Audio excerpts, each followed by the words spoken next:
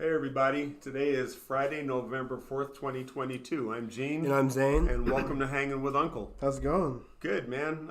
It's been an interesting week. I put out shows Wednesday and Thursday, and it's important to me because elections are coming up, and I don't live my life paying attention to the news 24/7, but voting is important to me. And we'll get into that conversation. But first, if you guys haven't already, hit that subscribe button and hit that like button. And please hit the bell if you want to get any notifications from when we go live. And follow us on Twitter if you want to get in part of the conversation and say hello. Yeah. What are you smoking today, man? Oh, man. I got something good today. It's called Banana OG. Have been chilling on it all day today because I took the day off today. It's been a very relaxing day today. Nice. I've had the last 2 days off actually, so I'm very chilling out right now. But yeah, it's been a good day so far. Honestly, happy Friday. Pay yourself. Get out there. Please. Reward yourself for making it to Friday. Thank goodness. Amen. And I know this is stressful times. Absolutely. Elections always are. I always feel like every election cycle is more important than the last. But in my opinion, in Gene's opinion, this really is the most important election that in my lifetime that we have in front of us. Now, why are elections stressful, Gene? Let's start from the top. Why are they stressful? Yes. Elections are stressful because, okay, so from my opinion, what makes them stressful is I hate when candidates lie to me. So people don't really pay attention and believe what they hear. So, for example, Katie Hobbs is our Secretary of State running for governor. Yes. But I'm watching political ads, saying how Katie Hobbs voted to do this and voted to do that. And if you pay attention to civics, you'll understand that the Secretary of State has no voting power whatsoever. They don't make any laws. They don't get to vote at all. Right. So putting that shit on her, you're just fucking lying. And I hate lying motherfuckers trying to get my support, want my money, and vote for them.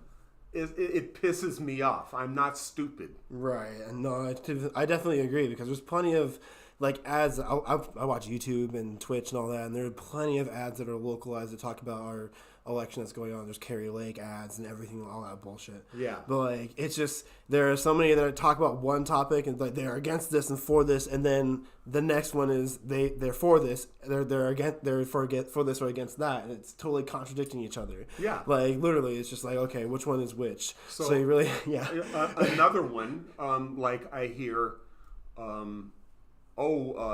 Democrats are soft on crime. Vote for me. When the bills go before Congress and you have an opportunity to vote to give more resources to law enforcement, you vote no, but then complain about how nothing is getting done. And that kind of hypocrisy also pisses me off. I hate that, like we've talked about many times, I hate the team mindset when it comes to voting because there is no team. There's one team. It's called the United States of America and defending the Constitution. And who is talking about defending the Constitution and promoting the general health, safety, and welfare of the American people, of you and me? Who's doing that? Honestly, I mean, it's just a rhetorical question. It really is. It seems like it's the same thing over and over again, But yeah, I totally agree with you. It's just people have to actually start paying attention and looking into their own factual information. We've talked about that multiple times on the show. All the time. We say for ourselves, don't use this as an educational, purpose. Go out and find your own education. Learn, hear from us and be like, oh, I should look into that instead of just taking it from us. We're not spoon feeding this information to you we're just letting you know, getting you in the know so you can go and learn some more. But I know something that we were talking about earlier, and I think it's important. Why it is important to vote. So in my opinion, all right, I'm a senior citizen. I collect Social Security. But I listened to our candidate running for Senate here in this state, Blake Masters, talking about doing away with Social Security and Medicare. I've worked 2 jobs for 40 years, my entire adult life, paying into this system, and you want to take it away when you're 30 years away from being eligible to get it, but you want to take it from me. And that's one person that I see all the time on these ads that has those contradictory like advertisements. One's he's against women, blah blah blah, this that and that, and then there's he's for women, really short 5 seconds and then 5 seconds and that's it. Like it's like which one's which? Like so I mean I look at what he's saying, the words that are coming out of his mouth, not what somebody's saying he said. Exactly. I'm watching him say. But then they take snippets and clips of like video and chop it up and take it out of context and that bullshit too. So it's like that also happens in every election everywhere. as well. And no matter what political ad it is for, you see it. Like they'll take the same sentence and I'm sure it's chopped up in one way and they can say it's for one side and chop it up a different way and say it's for another. Like really, you could. It is.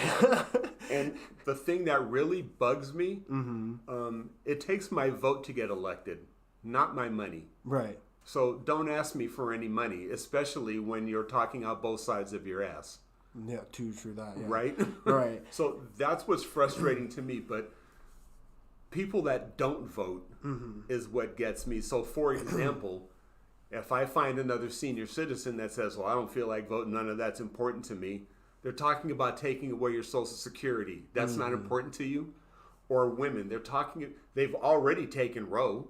Now they want to make a national abortion ban. That's not important to you to go out and vote. Exactly, right. You know, I mean, you don't have to live your life paying attention to the news to know what's important and who to vote for. Exactly. To just play matador defense and step aside and let that shit go by is bringing all the other negative bullshit down on the rest of us. No, it's that sheepish culture where they hear, this person said this and I'm going to stick to that. And I don't care what you say. I'm going to follow this person. No, really, break from the pack that you're following real quick and, educate yourself real quick. Quit listening to one side, one person, one this, that, and the third, and taking their word of mouth as God. You know what I mean? You're not supposed to do that. You very radical Christians out there. That's idolization. You can't do that. Like, you can't idolize people. Really. There's a bunch of hypocrites. Educate yourself. Get out there. Quit being the sheep in the herd and get out there and just... I hate that. They want to blame Joe Biden for crime. Yeah. Joe Biden's not a law enforcement officer. There was a political ad about crime raising, blah, blah, blah, this, that, and the third, but it was during riots way back when Trump was in office. And they have video honestly, footage of that shit. You have your computer up, I bet. If you look at per capita in the United States, which 10 states have the most violent crime? And I'd be willing to bet you that a majority of those top 10 are run by red states. When I say red states, I mean there's a Republican governor, Republican-led House and Senate that make laws. Highest states in violent crimes in the year of 2020, it says right here. I don't think it has a 2022. That's fine. Okay, 2020, Tennessee, red state. Arkansas, red state. Louisiana, red state. Missouri, red state. South Carolina, red state. South Dakota, red state. Michigan, purple. Arizona, red state. So you see what I'm saying? Makes me feel bad. Right. So I mean, it's not the president's fault that the crime rate. It's our state legislature makes laws in our state that our police are bound to follow those laws that Republicans put in office. But you want to blame Joe Biden because you need a scapegoat. I'm not stupid. Pay attention, people. Do you think it's the way people are receiving information is the issue? Like, should there be a different way people should receive their information, non-biased information that comes from other people? Like, it's like a word of mouth kind of deal right now, with people getting it from like news networks and shit like that, from entertainment and online, even that, like on social media. Like, there should be like a absolute source, like this is information no matter what, is painted picture perfect, non-biased on here. Like, do you think it's just like how people are receiving information? I think it's 100% that. So, for example, I was having a conversation with somebody, a family member, who votes Republican, and just saying, why don't you look at this and compare the two? And their response was, why should I look at that when I know it's BS? You already have a preconceived notion because you picked your team and you want to listen to what your team is saying versus hearing the truth. Exactly. So, like, in Zane's perfect world is more like receiving non-biased information. This is actual information here for human beings in not just Arizona, in America. I don't care what you are. This is information for you, and so people can receive it. Like that preconceived notion of it came from here, man, I don't care. Like it shouldn't be like that. It shouldn't. But we have to find multiple sources to find reality. Of course, we've talked about that multiple times on the show. All the time, yeah. Because of that shit, like because we don't have factual places to actually go to find all this information. We have to source feed ourselves, and I feel like honestly, most Americans are not wanting to do that. They don't want to spend their energy and time to do that. And honestly, I don't blame them. It's not something I want to be self-absorbed into every day of my life. It's something I want to like, not necessarily just push aside, but like in certain times where it comes to be like, okay, let's be a little bit more understanding of what's going on and what's upcoming, like Christmas. Like I'm not worried about Christmas all year round. Like Christmas stresses me out. Like, but we have to worry about the yeah, exactly. That's coming up, by the way. But like that people don't want to be so fixated and focused on this kind of stuff because it takes time away from their day. If there's some way that an easier way if people can receive information and yet still be educated and informed, like the way we want them to be, and when they go out and vote, man, that'd be great. But people are, again, we've talked so many times about it. People are so one-tracked and so single-minded about things that are important to everybody. It makes it rough. It sucks. You know, it's okay to live your life and not pay attention to the news 24/7. I'm retired. I don't have to go to work, so I live in a different world than you do, right? Absolutely. Yeah. So I mean, like I watched all the January 6 hearings, but I didn't watch it on MSNBC. I didn't watch it on Fox. I go to C-SPAN, where it's just the facts, and I listen to what's being said. There's raw footage on that show. Yeah. Exactly, and I listen to it like I'm a juror. Yeah. Because everybody that was testified in front of the committee was a Republican. You had Rusty Bowers, our Speaker of the House here in Arizona, testify because you had Rudy Giuliani calling them saying, hey man, aren't we all Republicans? You had Brad Raffensperger, the Republican Secretary of State from Georgia, testifying about how, you know, the phone call that he got from not just Donald Trump, but Lindsey Graham calling him as well. We had Republican Greg Jacob, who was Mike Pence's attorney. I forget what you want to call it. Yeah. His attorney, even his Mark Short, Pence's chief of staff. Those are the people that testified in front of the January 6th committee. Yeah. And then, but the average person who goes throughout their day, would they know that? Well, you know, again, the problem being, you know, I don't want to hear that it's BS because, you know, it's just the January 6th committee. It's a bunch of Democrats. So they keep their head in the sand and don't pay attention to it at all and miss it. Yeah, true. I mean, I don't know if it's just like me being in honestly, I'm basically in an everyday dad situation. Like, I'm working all day. I have my first vacation days in the past few days for a while. Like, I'm not super educated in this information and all this stuff. And it's like, I feel like if Americans were able to receive true information easily, like in an easier way, in an easier way for them to just go out throughout their day and still be able to function and be connected within our government and yet still not worry too much about it, I think we would be more in tune about it. We have people who are still not registered, I'm sure, out there because they're not in tune to like, when's registration day? I don't know. I'm doing this and not paying attention to that and this and that and the third. I'm busy doing this and that, which is a real thing. That's I'm sure you know. For me right now. Like it's a real thing. Like there are people who haven't voted yet who still are registered. I'm sure. Yeah. Because there are people who are last second and all that nonsense. Because I mean, honestly, they have a life. They have a life. Yeah. That's it. That's all I'm going to say. You have a life, and the people are not that connected. But there has to be some way to make it easier for those to know, like, okay, hey, this day here, holiday, take the day off of work, and you need to go and vote. And honestly, that will help people educate and be like, oh yeah, I get this day off because I'm supposed to go and vote. I'll go vote that day, or maybe I'll plan it throughout the weekend after my day off to beat the traffic. Then it gets people a little bit more aware. Like, if there was just something that was a little bit more national than just being able to watch TV and get fake news from fake people and bullshit, then it would be a lot easier. You know, honestly, and that's why I vote by mail, because my ballot comes in the mail. I'm not standing feeling pressured to hurry up and make my vote, I can take my time, research the issues on the ballot, cast my vote, and stick it in the mailbox.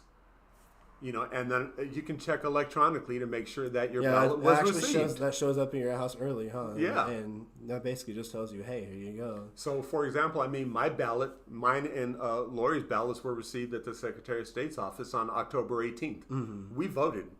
We tracked it. Our ballot was received. Nice. And I feel good. I didn't have to worry about any stress or anything like that. So it's not like, that's why voting by mail, I think, is so effective and should not be taken away. But only one party's talking about doing away with mail-in ballots. True that. I mean, like, that's true. But like, honestly, it's just I'm not saying like be people who want to be disconnected to stay disconnected. I mean, some people like to live in that life because this shit is stressful. Like we just started a segment with about it is a stressful time. I mean, especially when you know about things that are being taken away from us, things that we've had rights for so long, and we rely on these people to go and do these things for us, which I also have another pain in my ass about because they don't do what you want most of the time. They do what's on their agenda. And that's another BS thing about our whole system is that, yes, we expect these people to go in and do the things that we want, but we don't have the power to make them do what we want when they don't do what we want. So, like, again, our other senator, Kirsten Sinema, who campaigned on raising the minimum wage, and then when the bill's on the floor in the Senate, she gets up there in her cute little curtsy and votes against it. What? You lied to us. That kind of to shit. us. Yeah, that pisses hold me on. off. I can't wait to vote for her primary opponent in 2 years. Like, that kind of shit. Like, when...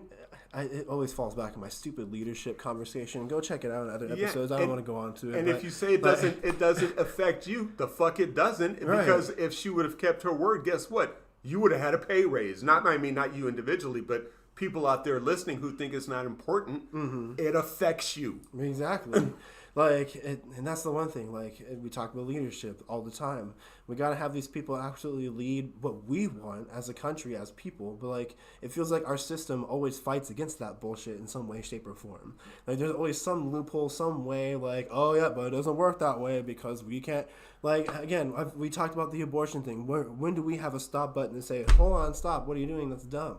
But we have to wait until we have to vote half a year later to get it to stop when it's already taken away and gone. Now we have to get it back. Like, I hate it. I hate it. You know, and that's the thing. So we don't have power yet, whereas we do have all the power. Again, so just on the abortion issue, this is how it affects you and how it's important, right? The president nominates who goes on the Supreme Court. Senate votes to either confirm or not confirm. Or if you have Republicans in charge, when Merrick Garland was nominated, just not do their job and not even give him a hearing. So they could stack the court with Republican judges. Donald said, great show. Thank you, Donald. What's up, Donald? We gotta make sure to say hi to people who are listening. But yeah, I totally agree with you. But we have to trust those people. That's the one big deal that we have to trust them to do. How what we can you want them trust them when they lie to you, like Kirsten Fact. Sinema? Like it's like, yeah, I'm gonna do the thing that you want us to do. Whoop, carpet rip. Yeah. Like it's exactly that. Like I don't know. But get out there and vote because it's important. Yes, of course. It is. But you don't have to pay attention 24/7 to know how important it is to cast your vote. Exactly. And make sure you get out there and somehow find some way to educate yourself amongst our bullshit that we have of ways and resources that we have right now. cspan.com, like you said, sounds great. Like yeah. And that's just straight from the horse's mouth. This is what they're saying, and this is, yeah. Now, I want to get in on topic about our Arizona stuff going on here. Okay. You know, we talk about Carrie Lake a lot here on the show. I wanted to get Blake Masters, you said. Yeah, so, running for Senate. Yes. What are some major pinpoint topics about Blake Masters that people should know about? Okay, so Blake Masters is running openly on repealing Social Security and Medicare. So again, you're working. They're taking those taxes out of your check. If Medicare gets repealed, are you going to get that money back? They're just going to put it in their pocket or spend it on some other bullshit. Like I said, I paid into it 40 years. I don't want that taken away from me. No, not at all. And then, what are any other major points about him? Let's see. I have heard him talk about firing all the woke general. That term woke pisses me off because all that means, we've talked about being progressive, but firing all the generals and promoting colonels to do their bidding. So like when the Tangerine Terror wanted to have a military parade, and have, all the tanks and all that crap, going down Pennsylvania Avenue. Mm-hmm. That's what they do in dictator countries. They do that shit in China and Russia. We don't do that stuff in democratic countries or democracies. So yeah, I don't want to fire our generals. Mm-mm. That's a wealth of knowledge on our national security that we should not just get rid of. Another thing, he's totally for a total abortion ban nationally. Seriously. Okay. Yeah, I wanted to make sure. I've heard him say that. Yes, he wants to ban abortion. Period. Under no circumstances, like if the welfare of the mother is at stake or any other circumstance. Period. You get knocked up, you got to carry it through. So if you get raped, you're forced to carry your rapist child, and if you have an abortion, then your rapist, your suspect, your criminal gets to sue you. So how much sense does that make? So yeah, Blake Masters can. What did Phil DeFranco say? Suck my dick from behind? Yeah, from the back, yeah. So his opponent's Mark Kelly, correct? Correct. Yeah, so what about Mark Kelly pinpoints there for him? He's currently in the seat, right? He's currently in the seat. He's the incumbent. Another thing, Blake Masters talking all this shit about the military. He's never served. Mark Kelly's a retired 35-year naval fighter. I want to kind of ask a follow-up question. I want to pause you right there. Why does that matter? I want to ask, military, why does that matter? Why does it matter? Yeah. Because Congress makes laws. They decide what happens with the military and what doesn't happen. They fund it. They vote to fund our national defense. Okay. And if he doesn't know what it takes to have our national defense and keep us secure, you got no experience. I'm wondering why that is important on the resume. To me, it is anyway. Yeah. Well, I mean, to some people, it may not be like, oh, military man, who cares? Like maybe he's hard, blah blah blah, and this that because he's militarized and he has a military mindset and he has American flags on his wall and has guns everywhere. That literally puts me in that mindset. I mean, like that. So kind of like educating, like why does military matter for the resume? That's all. It's a follow-up question. And again, it's not so much that it matters, right? But if you're running as anti-military and you've never served, right? No. Well, I would hope somebody would not be anti-military because we kind of need that. Like, that's important, right? Yeah. So, yeah, I'm just wondering why that was important on the resume. Go ahead, continue. And Mark Kelly, again, he was a vote to say yes, let's increase the minimum wage. Mm-hmm. He was a vote to codify Roe versus Wade to keep women's rights in place. So, I mean, his voting record shows me where he stands, and it's along the same lines as where you and I believe what we talk about all the time, even when we're not on the air. Exactly. Okay. Yeah, true that. Yeah. Yeah. Honestly, we have big conversation all the time, man. All the time. Now, I just wanted to get some education out there because, again, polls are going on. We here in Arizona, it's pretty important. You know what I mean? Now, again, we talk about her all the time, but let's start talking about Miss Lake here. She's your favorite, I know. She's a hypocrite. She's two-faced. Yeah. So, number one, she supported Barack Obama when he ran for president, donated money to Barack Obama, interviewed Barack Obama when he was president, and now is flip-flopped and is against everything he's ever done. Because, well, I mean, I can only assume why. I mean, you can make your own decision, but why would somebody flip-flop unless it was to serve their own best interest? Right. And she's an election denier. She's already said, I'm only going to accept the election if I win. Yeah, I was watching it was a BBC, I believe, interview they had out there where I guess she had a little meet and greet out in it was like Williams or whichever. Yeah. Something out there. But it was very stick-like, but the lady kept asking her about being an election denier, like open questions, and she even had her own other like team film just to make sure she wasn't trying to do anything sketchy while she was doing her interview. But yeah, it was really shocking to me to see the amount of denial that came from her watching that. I mean, again, we aren't a source, but go out and watch it. It's there. Like it's actual conversation. She has the footage herself because she recorded it herself. Right. So and again, so the Supreme Court did away with Roe, so now it's up to the states, right? Right. She's already said she would sign in Arizona a total abortion ban. And going on the ads too, there's a bunch of ads that I see on YouTube that talk about other Arizona conservatives that are against her because of her not Because being of for her women. hypocrisy. Yeah, absolutely. Yeah, and even I get it. Absolutely. And so, I was actively involved in politics for a while. I was an elected precinct committee person. I've met Katie Hobbs. Just from my own personal edification, I can tell you she's a decent, upstanding human being. That's what I was going to hop into next. Is Katie Hobbs? Let's get some pinpoints there for her. What does she stand for? Where does she go in here? So she supports a woman's right to choose. Perfect. Okay. Nice. She supports what we were talking about earlier, making sure our border along the southern border between Mexico and the United States is secure, that people are coming to this country. I hate saying legally, but there are ways to come here that should not be denied. There should be processes. She's honestly. for streamlining it. She supports hiring more immigration judges, right? To help people that are applying for refugee status or work visas. Yeah, I mean, immigration is the backbone of this country. Honestly, true. I'm not against people. I'm not saying build a wall and keep people out, but I agree. If we were able to have a good system to come in, it would be less of a question of illegal, as more of legally allowed and supporting country.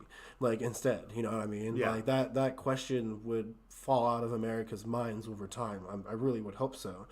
But if we had a better system filtering people into our country, and which gave America the mindset of comfort that we don't have crazy people coming in and destroying our country, then I'm all for that too. So now, cool. And as governor, remember, she doesn't have federal authority to say what can happen, but there are state laws that she can deploy Department of Safety to enforce on a state level. Right. And so, it's not, there's no scapegoating or point of view. She has already, taken a stance on doing things correctly. Okay. Now,